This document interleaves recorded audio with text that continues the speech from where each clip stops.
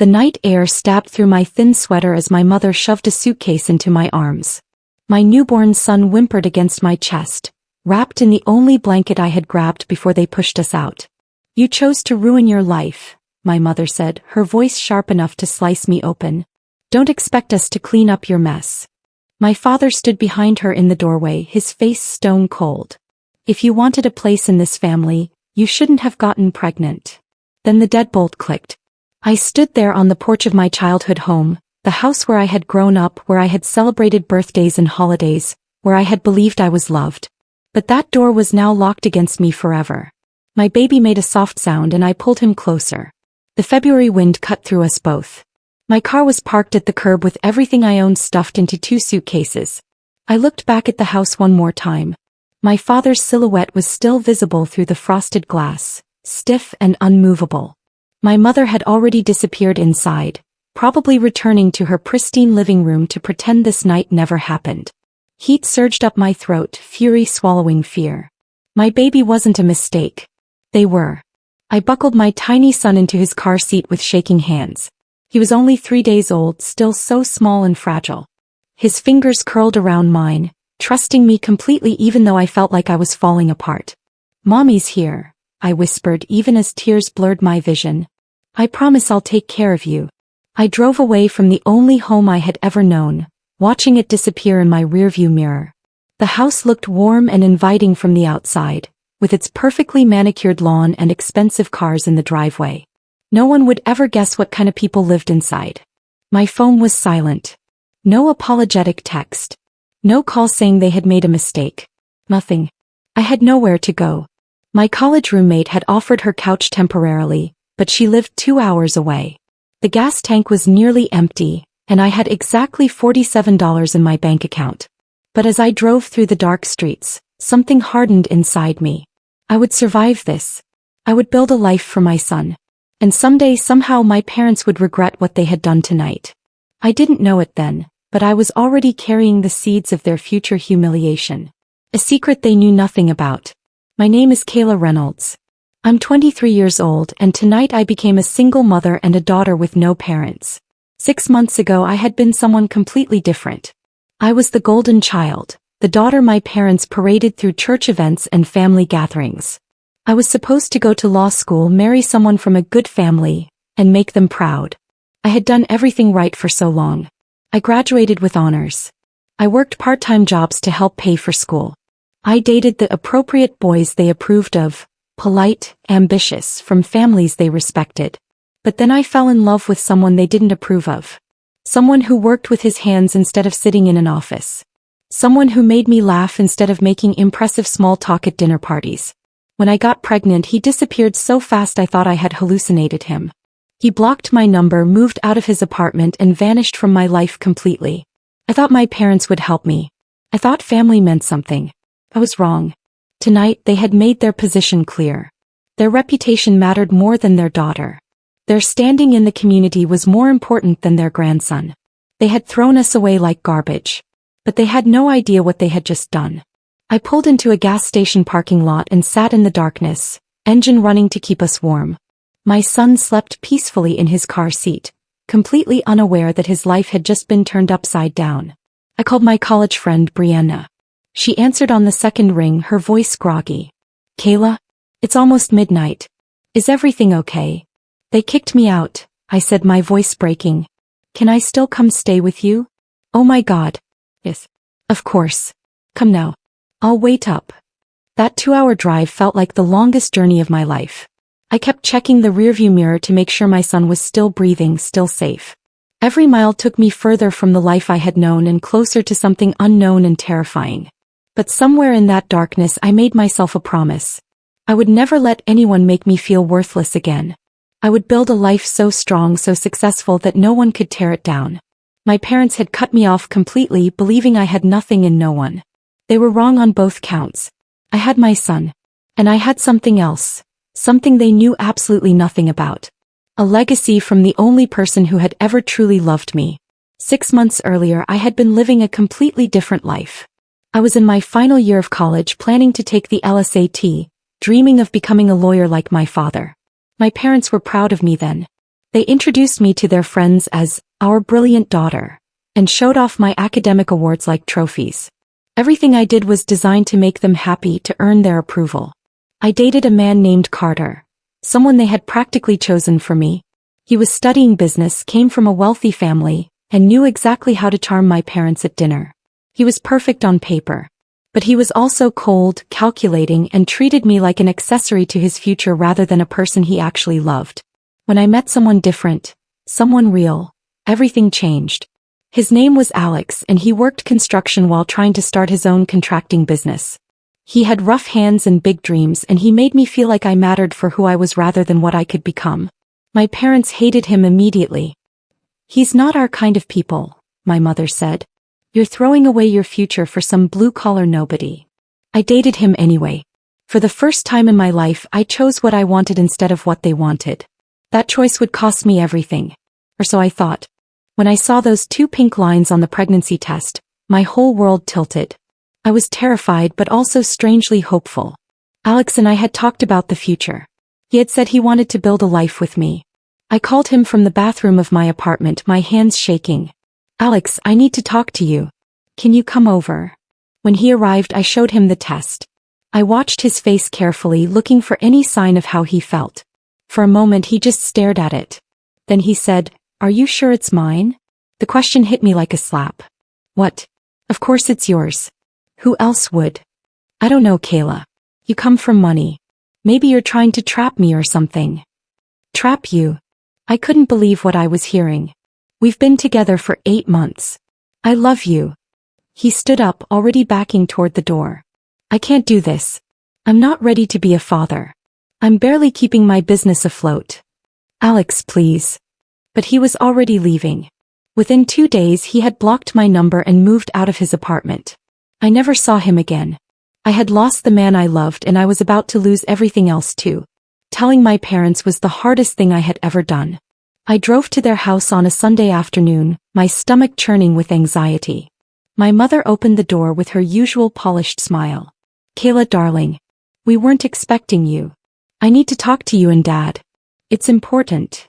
We sat in their formal living room, the one with the expensive furniture that no one was actually allowed to use except for guests.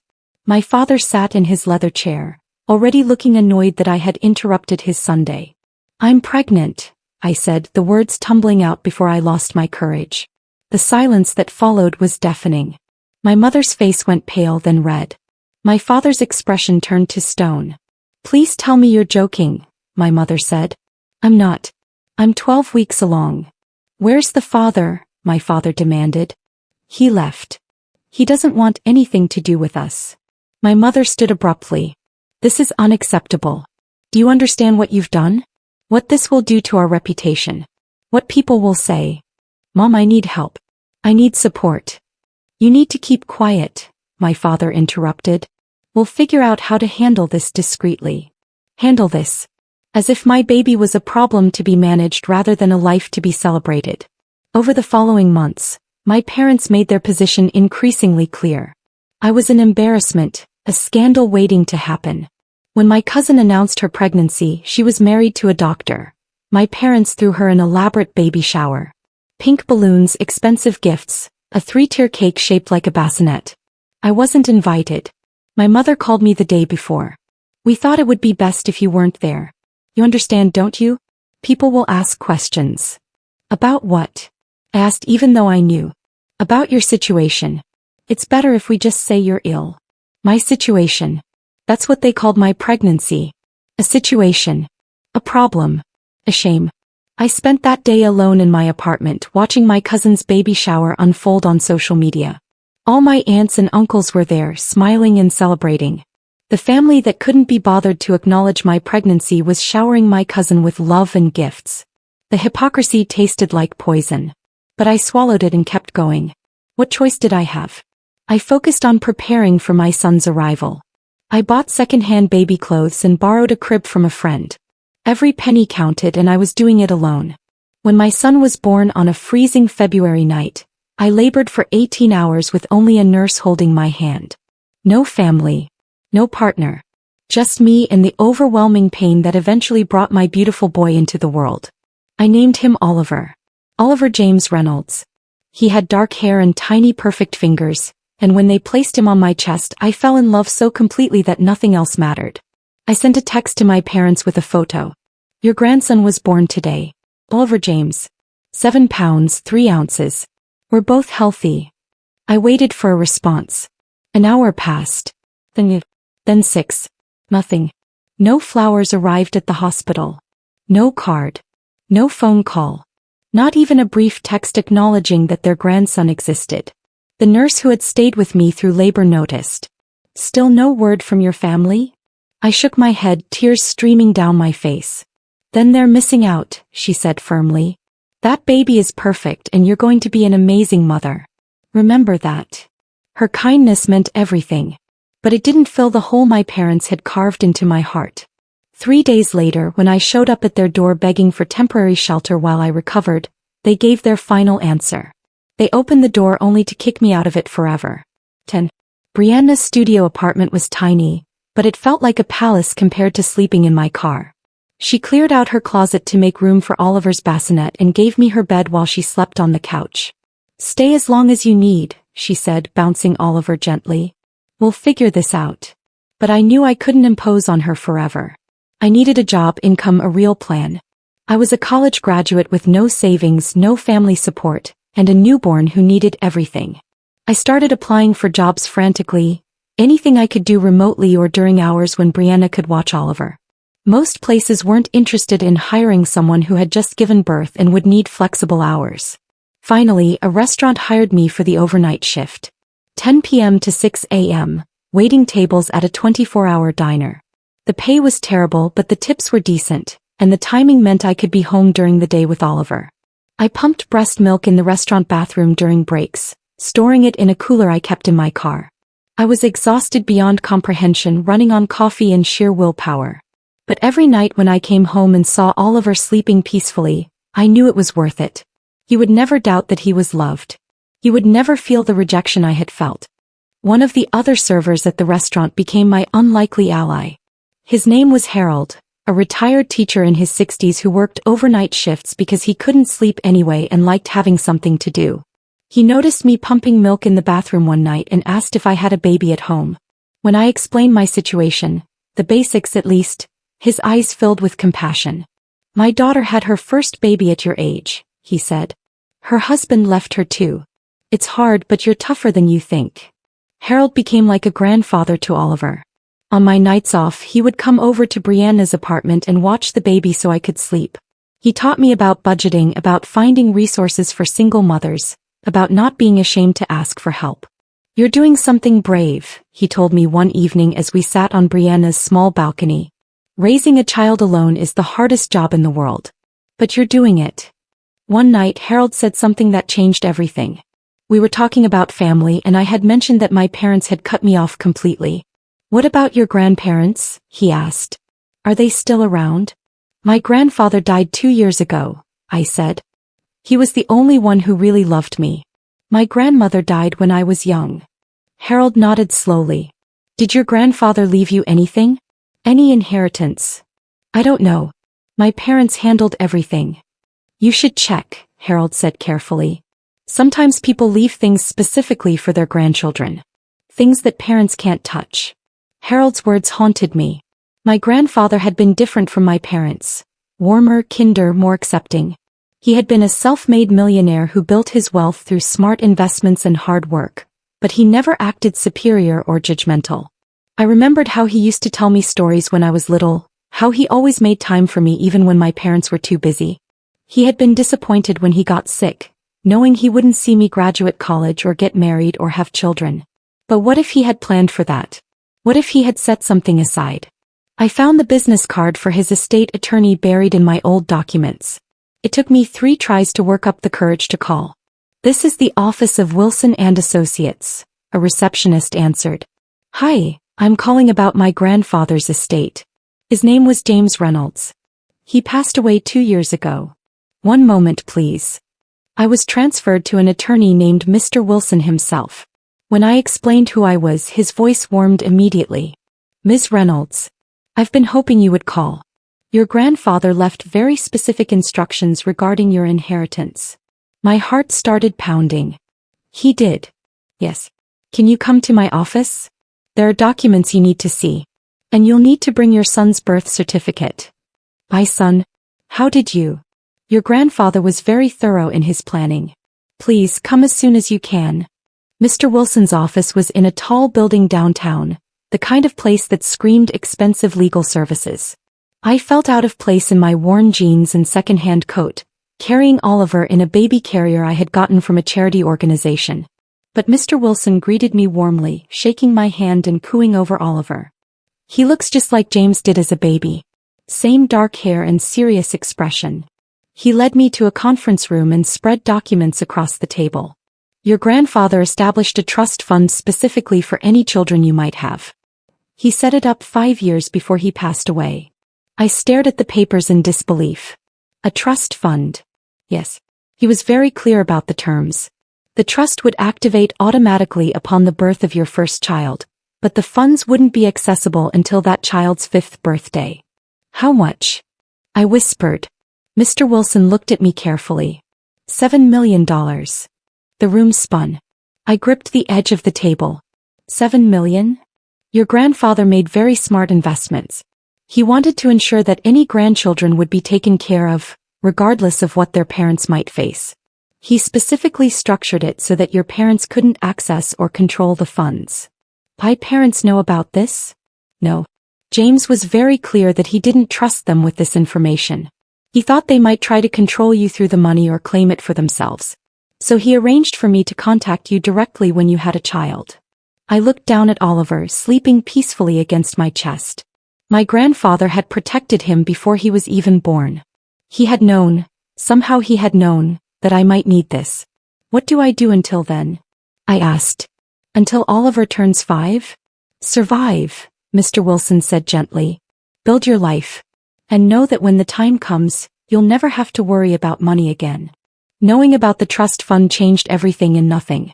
I still had to work. I still had to struggle. But now I had hope, a light at the end of a very long tunnel. I moved out of Brianna's apartment and into a tiny one-bedroom place of my own. It wasn't much, but it was ours. Oliver slept in a crib in the corner of my bedroom and I filled his space with second-hand toys and books. I worked 2 jobs, the overnight waitressing shift and a part-time data entry position I could do from home during Oliver's naps. Every dollar was carefully budgeted. Every expense was weighed and measured. But I also invested in Oliver's future in other ways. I read to him every night.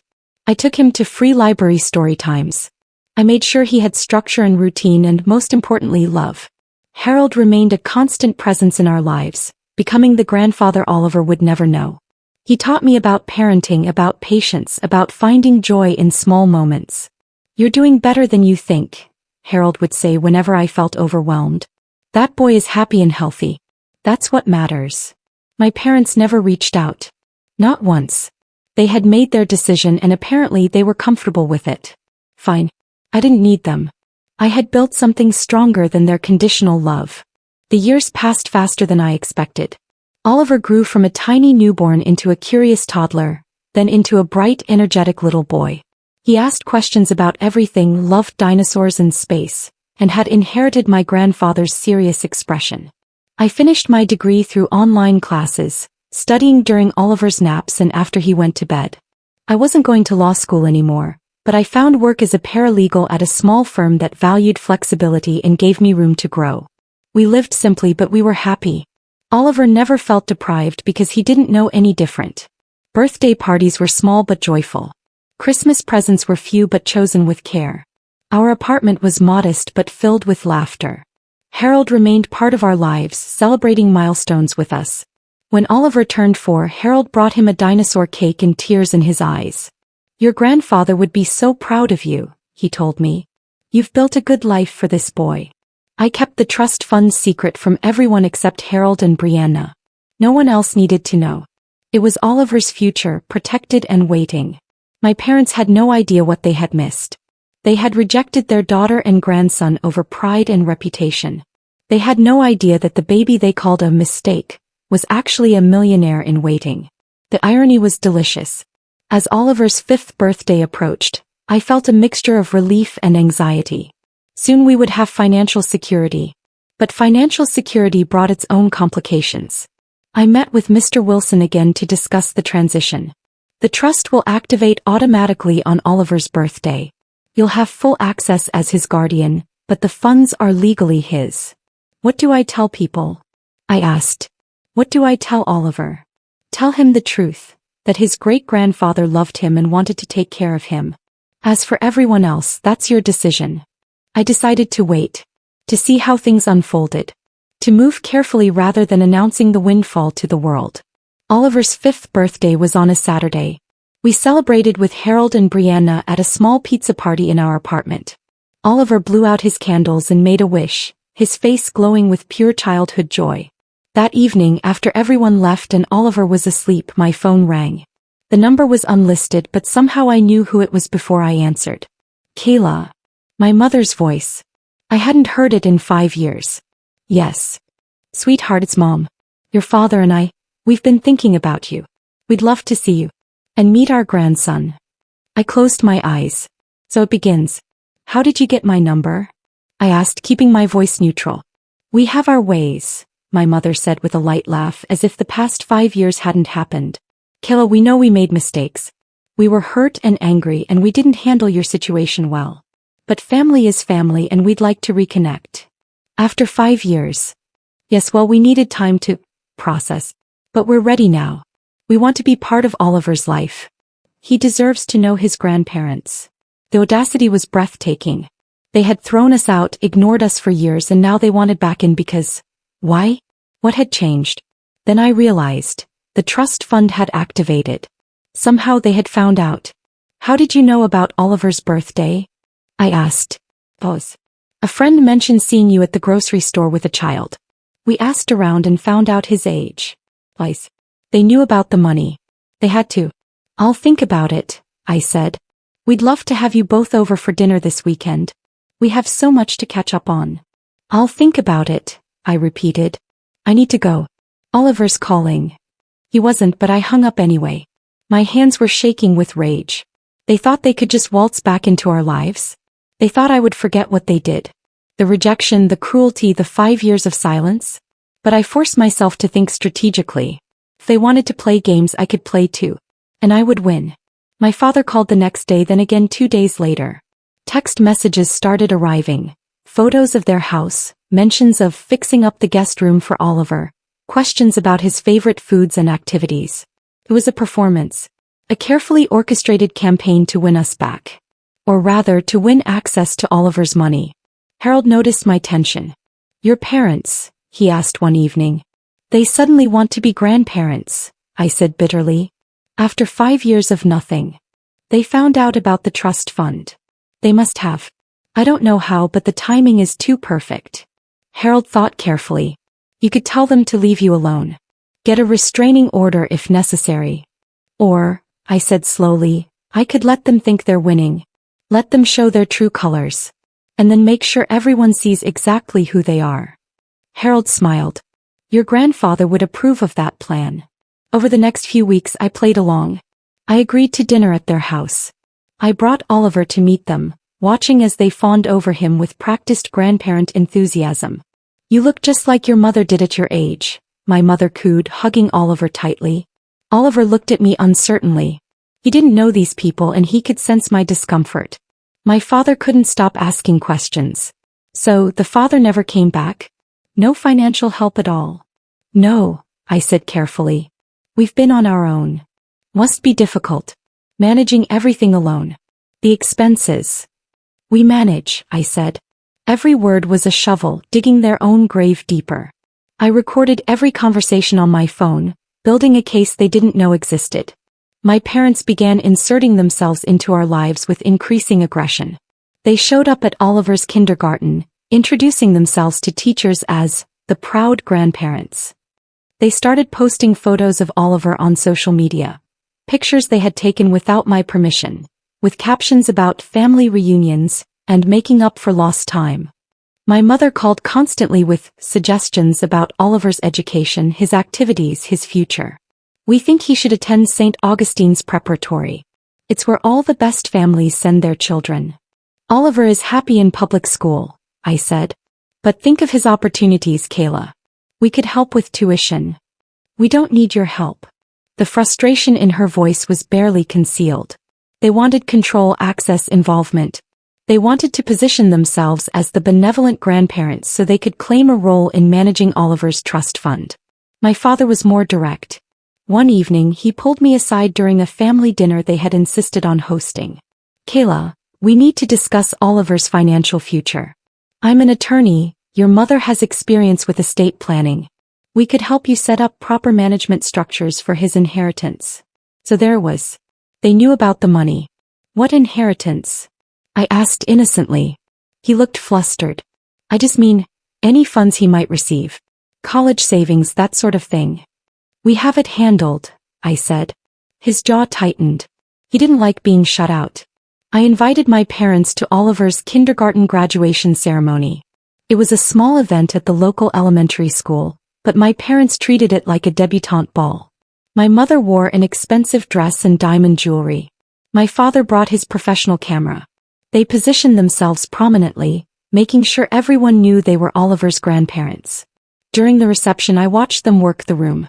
They introduced themselves to other parents, to teachers, to the school principal. They talked about supporting education and being involved grandparents. The principal, Mrs. Yates, approached me afterward. Your parents seem very engaged. They are now, I said quietly. She looked at me carefully. But they weren't before? They didn't know Oliver existed until 6 weeks ago. By their choice. Mrs. Yates's expression shifted from polite to understanding. I see. They cut me off completely when I got pregnant. Kicked me out with a 3-day-old baby. I haven't heard from them in 5 years. And now they're suddenly involved. Very suddenly. Right after a trust fund activated in Oliver's name. Mrs. Yates nodded slowly. Thank you for telling me. I'll keep that information in mind if they try to insert themselves into school decisions. Another ally. Another witness. The foundation was being laid. My father's true intentions emerged during what he called a family meeting. He invited me to their house and sat me down in the formal living room, the same room where I had told them I was pregnant. Kayla, we need to talk about Oliver's trust fund. I didn't pretend ignorance this time. What about it? We know James left money for his great-grandchildren. We think it's irresponsible for you to have sole control over that much money. You're young, inexperienced. I'm 28 years old with a degree and a stable job. But $7 million requires professional management, my mother interjected. We could help. Set up proper investment accounts, create a financial plan. The trust fund is managed by professional trustees, I interrupted. Everything is already handled. My father's face reddened. We're his grandparents. We have a right. You have no rights, I said calmly. You abandoned us. You called Oliver a mistake. You kicked us out and didn't speak to us for 5 years. You don't get to suddenly claim grandparent rights now that there's money involved. We made mistakes, my mother said, tears welling up. But we're trying to make amends. We love Oliver. You love his trust fund, I corrected. And I'm not giving you access to either. I stood to leave. My father grabbed my arm. Kayla, be reasonable. We could take legal action. Try it, I said, pulling free. And I'll make sure everyone knows exactly why you suddenly care about the grandson you rejected. The tension escalated over the following weeks. My parents tried everything: guilt trips, manipulation, veiled threats. They contacted lawyers about establishing grandparent visitation rights. But I had prepared for this.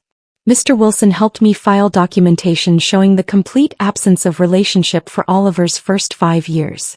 I had hospital records showing no visitors when he was born.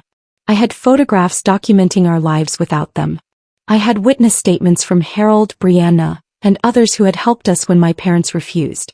The legal case was clear. They had no standing. But my parents weren't done. They announced to their social circle that they were helping their daughter after a difficult period and managing their grandson's substantial inheritance. The gossip spread quickly. Friends and relatives began treating me differently, either pitying me as someone who needed her parents' intervention or judging me as someone ungrateful for their help. I decided it was time to end this charade once and for all. I organized a family gathering under the pretense of working things out. I invited extended family, my parents' closest friends, and several people from their church. My parents arrived dressed impeccably, ready to play the role of magnanimous grandparents. They had no idea what was coming. The gathering was held at a small community center. About 40 people attended, aunts, uncles, cousins, family, friends. My parents had spread the word that this would be a reconciliation celebration. They stood at the front of the room, smiling, ready to give a speech about forgiveness and family unity. But before they could begin, I stepped forward with a microphone. "Thank you all for coming," I said. "I know my parents have told you about our recent reconnection. About how they're helping Oliver and me after difficult years." Nods and smiles around the room. My mother beamed. "But there's context you need to understand," I continued. 5 years ago, when I showed up at their door with a 3-day-old baby, they threw us out. They called Oliver a mistake. They told me I was no longer their daughter. The room went silent. My mother's smile froze. For 5 years they never called, never visited, never sent a birthday card. Oliver is 5 years old and he met his grandparents for the first time 6 weeks ago. I pulled out my phone and connected it to the screen behind me. I want to show you why they suddenly changed their mind. Bank statements appeared on the screen. Oliver's trust fund activation. $7 million. This trust fund activated on Oliver's 5th birthday. Within 2 days my parents contacted me. After 5 years of silence. Gasps rippled through the room. My father stood abruptly. "Kayla, this is inappropriate." "Is it?" I turned to face them. "Is it inappropriate to tell the truth? You've been telling everyone how supportive you are. How you're helping manage Oliver's finances. But you're not helping. You're scheming." Mr. Wilson stepped forward, handing my parents legal documents. "These are restraining orders preventing any contact with Kayla or Oliver Reynolds. They're also formal documentation that you have no custody rights, no visitation rights, and no financial authority over the trust fund." My mother's face crumpled. "Kayla, please. We're family." "No," I said firmly. "You made sure we weren't family 5 years ago. When I needed you most, you chose your reputation over your daughter. When Oliver was born, you chose your pride over your grandson." My father tried to save face. "This is all a misunderstanding." "I have recordings," I interrupted. "Every conversation where you asked about money. Every time you tried to insert yourselves into financial decisions. Every word you said about managing Oliver's inheritance." I played a clip. My father's voice clearly stating they should have control over the trust fund because I was too young and inexperienced. The room was silent. People who had thought this was a heartwarming reconciliation were realizing the truth. My parents weren't grandparents. They were opportunists. My mother tried one more time, tears streaming down her face. "Kayla, sweetheart, we love you. We love Oliver. We made mistakes, but you taught me an important lesson," I said. "Family isn't about blood. It's about who shows up. It's about who loves you unconditionally." I gestured to Harold, standing in the back of the room. "That man worked with me at a diner and became Oliver's grandfather because you refused to be. Brianna let us live in her studio apartment because you kicked us out. These are the people who make up our real family." Whispers spread through the crowd. Judgment was heavy in the air and it was all directed at my parents. I took Oliver's hand and walked toward the exit. The crowd parted for us and several people reached out to squeeze my shoulder or whisper words of support. As we reached the door, I turned back one last time. My parents stood alone at the front of the room, surrounded by people who now saw them clearly. Their reputation, the thing they had valued above everything else, was destroyed. "Mommy," Oliver whispered, looking up at me with those serious eyes he inherited from my grandfather. "Are we going home now?" "Yes, sweetheart. We're going home." Outside, the late afternoon sun was warm on our faces. Harold and Brianna walked with us to the parking lot, and Harold ruffled Oliver's hair affectionately. "Your great-grandfather would be so proud of you both," he said to me quietly.